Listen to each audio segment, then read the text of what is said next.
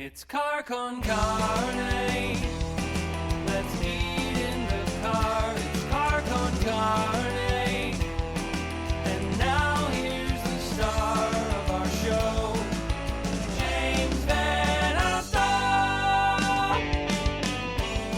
Car con carne in quarantine. It's quarantine con carne. I'm James Van Alstyne, and before we begin, I do want to mention that Car con carne is sponsored tonight by Siren Records McHenry, now offering curbside pickup and online ordering. You can check out their new website, sirenrecordsmchenry.com. So if you're in a band, if you own a label, if you want to get your product in a store, you can message them on social media or just call the store. Siren Records McHenry, always looking to support local music, as am I. Car con carne also sponsored tonight by C&H Financial Services. As my tour de force of Chicago breweries continues, I'm stopping tonight at Haymarket Brewing, locally known at 737 West Randolph, haymarketbrewing.com. I have the director of fermentation, Pete Crowley, with us. I have the director of operations, Mike. Gemma? Gemma. And then Jay and Sam, who are collaborators on 83 Honey Pale Ale from Haymarket. Thank you, gentlemen, for joining me on a Friday night. Thank you for having us. It's a pleasure. I guess let's just start. Every brewery I talk to, I'm starting with the basic. I don't want to bury the lead. As life is slowly sliding back into something that resembles normal, where can they get Haymarket beer? Curbside at the Chicago location, liquor stores? Always best at the source, right? You can always pop down and see us, and we got fresh beer for you here at 737 West Randolph in the West Loop. We're doing curbside pickup, to go, and delivery service as of right now, and hoping that you can enjoy our patio here come Tuesday next week. What's that big tank behind you? What you got brewing in there? Nothing as of yet, unfortunately. But I'm in the brew house right now. I didn't think it was hot enough outside, so I warm up. I want to talk about Haymarket history because we're 10 years running with Haymarket. But Jay and Sam specifically, since you guys are here, 83 Honey Pale Ale, let's start there. And I guess starting with the fact that diversity really doesn't exist or isn't that prominent in craft brewing. And Pete, I'll let you kind of take the ball from there, and also Jay and Sam chime in too. Yeah, I'd like Jay or Sam to start with their interest in why they approached us and how the project came together and obviously it's meaning a whole lot more today than it did even a month ago. So yeah, very, very true.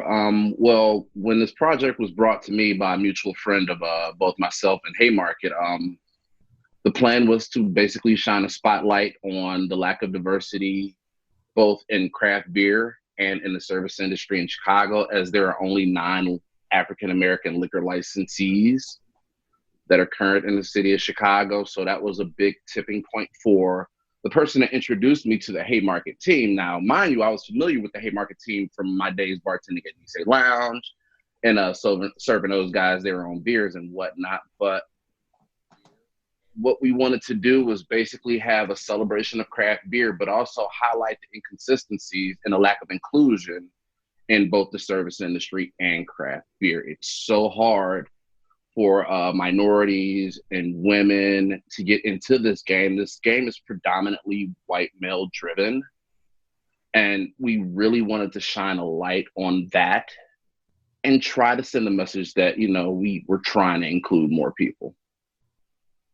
So who approached who first? Was it you two guys approaching Haymarket, or was it Haymarket saying, hey, why'd you guys mess around at our place?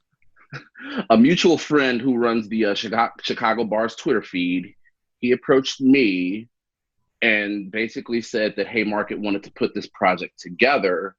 And while we're having that conversation at my other job, I'm literally like, I need to get in contact with Brother Sam, which is how he became involved in it. So you guys are obviously huge beer fans. You guys know your way in and around beer. Had you had aspirations before this? Did you think, okay, we're going to find a way to make this happen? Or was it just kind of perfect storm? Everything kind of came together all at once and you had a way to just kind of manifest your interest? I myself, this is what I got into it to do. I never aspired to be a bartender. I got into it to be involved in the making of craft beer. Got it. Luckily, I met Sam, and Sam had already had his foot in the door, which is why I wanted to bring him in on this as well. And I'll give it to Sam from there. Yeah, I had basically was brewing at a small place. So I had a small opportunity, a great opportunity. But what Haymarket gave me was an opportunity to create a beer of our own, not just follow someone's directions, but come in, write a recipe, tell what ingredients we thought we wanted. And Mike and Frank and Eric, they gave us an opportunity to, like we had discussed before, I was working on a Chevy Cobalt, and Pete gave us the opportunity to brew on a Corvette. So talk a little bit about the beer you created. Talk about 83 Honey Pale Ale. This was your vision. Tell me about the flavor. Tell me about the goal going into it. And where the honey came from as well. We got to cover that. All right. Well, what we wanted to do is we wanted to send a message of inclusion. So we wanted to make something approachable for the beer novice, but something that, those well-versed in beer could grab onto as well. So when we first discussed it, Sam approached me and he was like, we should do a honey ale. There are no honey ales out right now. And of course, we approached Haymarket with the honey ale idea, and it just took off from there. So in making that honey ale, which is 5.3 ABV, like I said, very easy drinking, definitely has a lot of the floral notes that comes from the honey without being overly sweet. Speaking directly to the honey, we were able to partner with a social initiative out in the North Lawndale neighborhood on the west side of Chicago called Sweet Beginnings through their Be Love Honey label. And what Sweet Beginnings does is it helps to transition those who have been recently released from incarceration and get them back assimilated into the workforce, not just into society, the workforce as well. So that in and of itself was something that, again, preaching that message of inclusion. So that was a big deal for us. I love that. I love that you're leaning on the community to help build this beer. That's so cool. So now that this beer is out, what's the next beer you're going to do? Well, I think the first step is to get open, which is slowly happening. So we have a place for you to come enjoy the beer. And then we very much want to do a second round. I think before we have details on that, we want to enjoy this collaboration. And we've talked about, I believe Sam and Mike talked about possibly doing an event here sooner than later, where the sales of the beer can go to a charity of their choice, and just try and do something powerful with the beer. Like I said, we wanted to do this a month ago, but now it is even more important and much more important that we all get together and do something positive with our collaboration.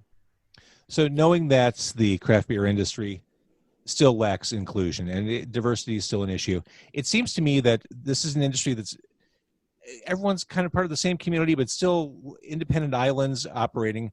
How do you coalesce all these brewers to be more focused and mindful and inclusive moving forward? How do you lead that charge, or how do you spark that change? Well, personally, I believe you got to put good product in their hands. Nobody wants to hear you got to say if you're not making good product. So that's the first step. Fair. Yeah, I would absolutely agree with that. The next part is getting the community to understand that it's possible, to kind of show the way forward. And it's little steps combined that will make a bigger impact. So, as Pete was alluding to, we had initially tried to make this release of the Harold's 83 Honey Ale be in in conjunction with a panel discussion on diversity in craft beer. And we wanted to host that in our back bar here at 737 West Randolph. And then the COVID shutdown hit and we couldn't do that. So we pivoted as quickly as possible and we did it virtually, and we got a great response as far as attendance is concerned, and I thought it went really well. But it was just a conversation, right? And that was a good first step. But really, truly what the nature of this project is how do we take the conversation, how do we take a project like this and make it actionable? How do we affect change? So if by starting a conversation, if by brewing a beer, we can show that it takes these little steps to get to the next bigger step, then there we go. And it might take time, but these are the first steps. So, okay, Jay and Sam, you tried to, when the beer was done, came out of the tank, was ready to go. What did you think when you had your first sip? Was that a cool feeling? Oh, it felt like a dream. It felt like a dream come true. That's awesome. Because you had to wait, right? You had to wait. Was I wait cleaning till it's ready. parts? And, yeah, the honey came through so good.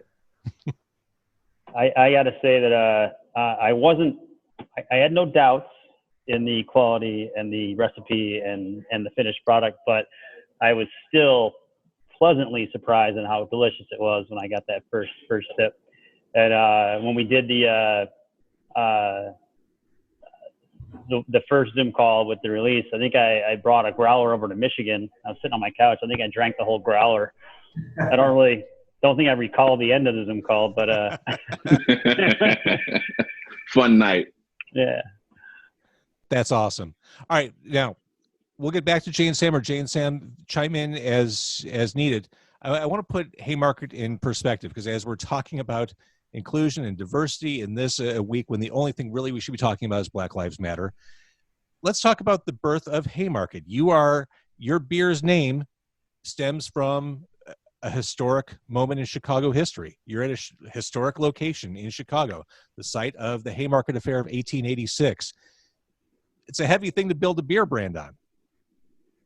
It is, and what we built the beer brand on, the historical events of 1886 and what was going on at that time, though vastly different of what is occurring now, still the same movement that needed to occur, and a very powerful movement at the time.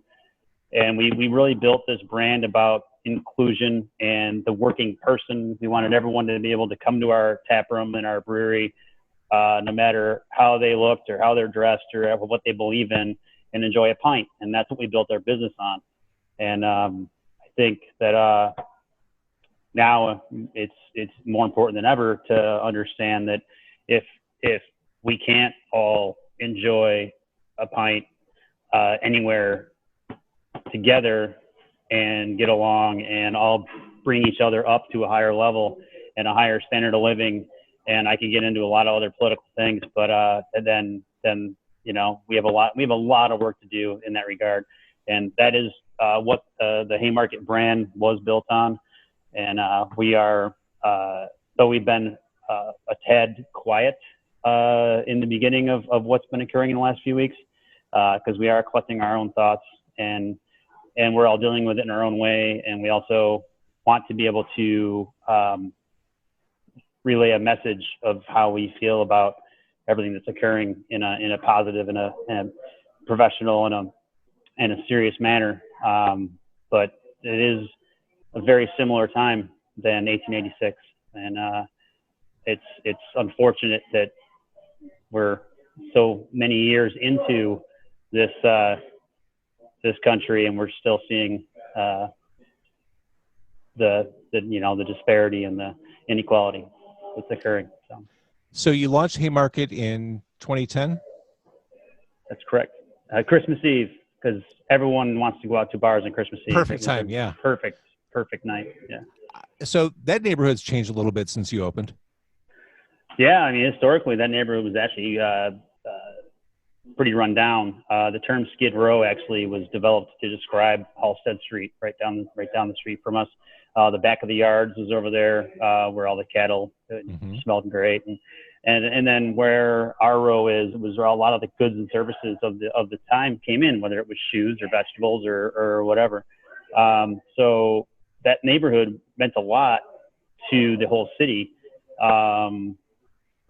for positive and negative reasons. And historically, just that's where, the workers and the people that wanted equal rights, better pay, shorter hours, et cetera, in the working environment, would gather, and they would talk and say their views and try and get their message across. And it was the Haymarket Square was where everyone would go. And even on the May 4th, 1886, I think there was thousands of people gathered around the speakers, listening and coming together as a community to try and make things better. So as the place evolved, I got to say, I've been there a bunch of times. The food there is awesome. You guys take care to produce awesome food there. I'd come back just for the tater tots. Well, we've always since we first sat down with a bar napkin and came up with our concept of what Haymarket Pub and Brewery was going to be, it was to take the food quality and the beer quality and the level of service and customer interaction all to the same high level. And I think we've been able to do that since day one. And if you don't like beer, you're going to have a great meal. If you're not there for the food, you're going to have a great beer. And either way, the staff is just, we really focus on friendly, fun environment. And when we first hired, we didn't care what your resume said. We just wanted to talk to you and see how fun and interactive and happy of a person you were, and that's how we hired you. So I love that. We didn't look at anyone's experience. We're like, oh, yeah, you've been a bar manager for 15 years, whatever. You seem like you're kind of a jerk. Next. Because you can teach the rest. Right. If you're not a good person or a congenial, friendly person, it's not going to work. It's the same thing I tell people about radio. You don't need to have a complicated audio engineering background or long radio history. Can you carry a conversation? Are you interesting? Great. You can learn the other stuff later. It's kind of like the service industry, broadcasting. So what's interesting to me, Jay and Sam found the only type of beer that's not currently on your menu. As I look at what Haymarket offers, the variety you offer. Every time I walk in there, I visit my friend Mike. He's like, oh, check this out. You should try this. It's almost overwhelming, the varieties of beer you have there. Is Speaker's Wagon kind of a go-to for summer? Yes, absolutely. Yeah, I think our main summer beer is our Blood Orange Blonde, which we've been blowing through. We're out of it here again at the tap room. But I wouldn't hold back on getting a growler of the honey ale in the summer, especially for a campfire or a cookout. If you got your grill going, because it is flavorful. It's not a heavy beer. But our most popular everyday beers will be the Speaker's Wagon Pils. The Blood Orange has become the summer favorite. And then we've got a couple of year-round now cans we've been doing. The one in Mike's hand, Chicago Tavern beer, which is a fancy old style, is how I like to say it. I'm probably going to get a cease and desist on that one, which I would frame and put on my wall. Absolutely. And then our Hazy Lazy IPA, which is not hazy. That's why we call it lazy, because we're making fun of all the hazy beers. And those have been going really well. So we do have a good variety, a good lineup of summery beers. But I don't know if James, have you had the honey ale? Have you been able to get a growler? I have not. I need to come to the West Loop. Shame. I know. Shame. Well, the past couple months have been a little challenging. I got to be honest with you. Yeah. I will make it over there. I do want to try it. I want to support for sure. Would you say that My First Rodeo is not the beer to take to a campfire or to start a campfire with? You might be able to start a campfire with it. Mike, which is the base style on that one? That's one of Eric's beers. Is that the quad? Yeah, the quad. Yeah, that's a big one. Yeah, just with the whole shutdown and everything too, it's been tough because a lot of the beers we normally would have on tap, we haven't been able to either produce or get on tap because we have so much of the beer from the winter that didn't get consumed as normal. Right. So I mean, there's a lot of levels and a lot of layers to this close down and what it's done to everything from everyone's employment all the way to all of our ingredients, all of our tanks full of beer and our brewing schedule and what what we're going to focus on. I mean, we I don't even know the number, Mike, but we canceled like 3 or 4 different releases for this year because there's no place to sell it and there's no shelf space and there's no place to drink it.